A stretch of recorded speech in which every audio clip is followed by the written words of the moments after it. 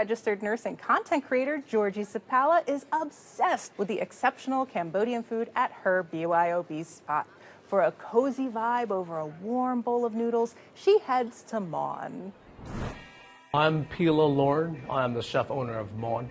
We started, quite honestly, as a makeshift restaurant. We wanted to find a way to own our own time. I grew up in a house where my mom cooked every single day, every single meal, and I wanted to help her out, take some load off of her, so I started to cook at an early age. After high school, I tried to stay out of trouble. I got a food runner job, and I was pretty good at it. I used to miss out the soup station. You had to perfectly dice tofu, scallion, and make sure there's seaweed. And one day the manager came in and she said, "Did a chef cut those scallions?" And I was like, "Nah, but I guess I'll be a chef."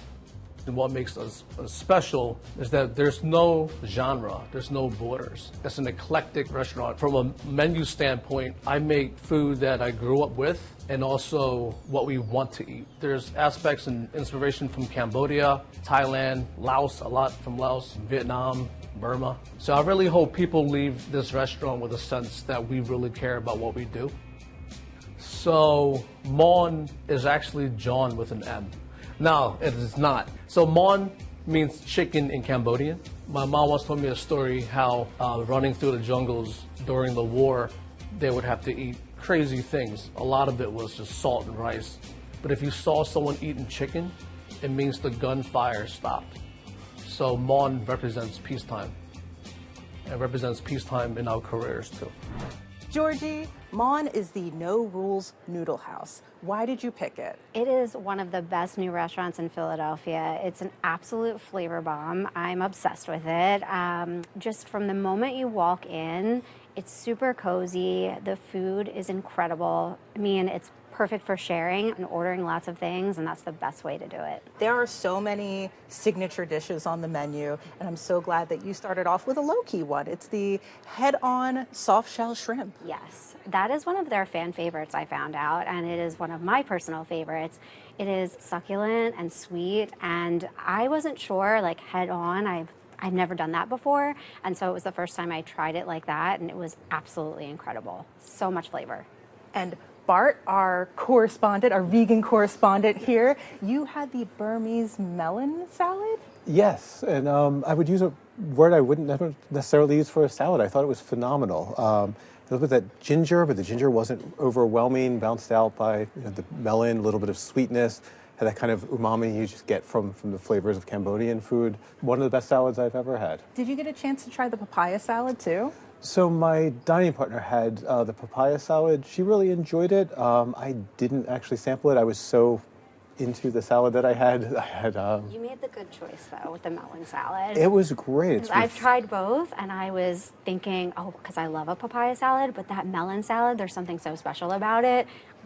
It was just mind-blowing. It really is. Yeah. I mean, I'm someone who doesn't necessarily even order a salad sometimes when I'm getting something, and it was just incredible. Yeah. I still talk about it. We started with the Sat Khao. It was a beef tenderloin skewer. When that came out, even just the first bite of pickles, we knew this was a special treat. We were in for something really great. You also got was it a grilled scallop, or what kind of scallop was it? The mahope samut. That was a grilled scallop, and it came with a seafood sauce, which was just an umami bomb. It was the perfect sauce. I mean, if that scallop came with nothing but the fish itself, it would have been phenomenal. Did that dish come with some herbs on the side too? It did, and they were really, really floral. It was incredible. Your favorite dish ended up at your table by accident. It did. What happened there?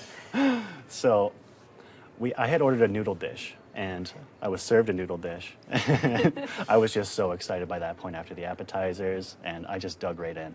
So it was the cold, spicy peanut noodles. And normally I don't think I would order something like that before, like a cold noodle. I wasn't quite sure if I would enjoy it. I'm so glad that it got there, and it ended up being so refreshing. I think the cold really helped out bring out the veggies and the freshness of the herbs. It wasn't super saucy. It was more crispy with the veggies, everything had a good defined texture.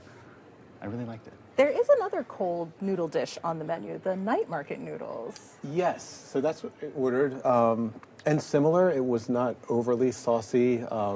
Again, had that really umami flavor, a little bit of salt. I thought the peanut noodles were a little more flavorful in the moment, but I took half of the night market noodles home because we had ordered so much food, and sort of they sat in the refrigerator overnight to kind of, get acquainted with all the flavors, and they were. Marinated, yeah. It was even better. I mean, I thought that the second night this was one of the best leftover foods.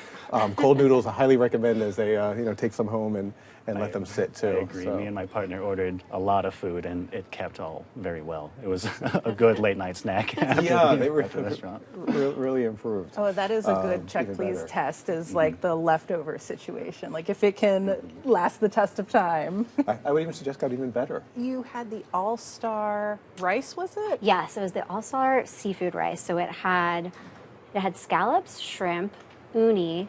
There was some roe on it, and it was a fried rice. I mean, the amount of seafood. That is indulgent. It was so indulgent. It's worth the price tag because there's so much seafood, and it's rich and flavorful.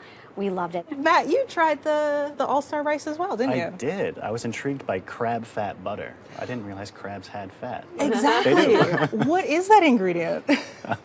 I don't know, but I believe they cooked the scallops in there. They were different than the scallops I had previously gotten, and they were still just as good. They had a nice crispy bottom. The texture was perfect. Yeah, the Good all-star rice was sear good. with the nice tender inside. Yeah, it was really good. And you also got the whole bronzino. Yes. So I feel like the whole fish is what you have to order when you go there. So this whole fish that I had this time was actually a special as well. And it was Sicilian style, they said. So it was bronzino, I believe. And the way they filleted it made it Sicilian style. And then it was simply done with herbs and a yuzu butter, I believe. It was just so incredible. Again, so flavorful, falling off the bone, just great. They do have some tea on the menu. You tried a couple of teas. I did. And I'm not one for Thai tea, but I think I just am getting at the wrong places because this was phenomenal. It was super good. that's My partner good. actually got it, and I kind of was stealing sips. It was really creamy. It was really light and refreshing. It kind of complemented the meal perfectly with the rich seafood. It was a good break in flavor. What was the other tea that you got? The sugar pea flower tea, that was more subdued, and it was really pleasant, really sweet. Was it pretty?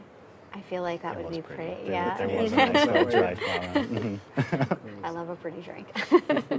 Bart, you deduced the meaning of Mawn pretty quickly. Yes. As soon as you walk in, you're surrounded by chicken art of all forms, from little street art to paintings. So, not knowing any Cambodian, I was able to do a quick translation and think that must mean chicken. What did you think of the neighborhood? I love the Italian market. It's such a vibrant area of the city. There's so much great food, great restaurants, markets, obviously. It's a wonderful part of the city. There's a lot of good restaurants that I like to go to down there, and I've been seeing this place, walking past it, and I'm so glad I got a chance to try it. And the servers, they're really excited about working there. You could tell that they're really excited about the menu. Matt, when it came to picking things to eat, were the servers helpful? Oh, super helpful. It was a lot of information at once, but I'm so glad that they helped me through it because everything I got was spectacular.